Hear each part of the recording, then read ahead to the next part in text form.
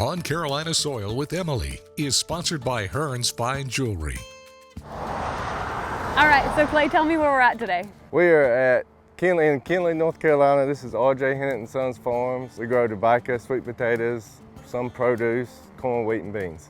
We are just starting our tobacco process. So this is where we put seed into a greenhouse. They're on a float bed, so they're actually trays floating on water. And we start the seedlings here, and they'll be in here till about April 15th, and we'll start putting them in the field. It's very interesting for people to know that they actually start in a greenhouse and then they get transplanted into the field. That's correct, yeah. A tobacco seed is so small that there is no way we could go and plant them in the field. So we're starting them in the greenhouse. That gets us to a plant that is, about a couple of weeks ahead of time going into the field. In this greenhouse right here, there's about 2,000 trays. So that's a lot of plants in a small area. Yeah, and approximately how many acres is that going to plant?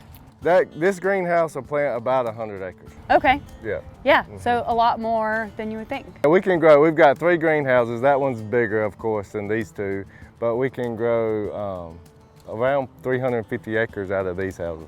One thing that I learned last year that I thought was very interesting was that tobacco is actually a weed. That's correct, yeah. Yeah, and that it actually withstands pretty harsh weather conditions for the most part. It can withstand a lot of harsh conditions for sure. But it can be a very finicky plant at the same time. So it's kind of it goes both ways for sure. Yeah. When we get them out of the greenhouse, we have a very sturdy, healthy plant that can handle the harsh conditions of going into the field. Join us next week on Carolina Soil with me, Emily, for anything and everything agriculture.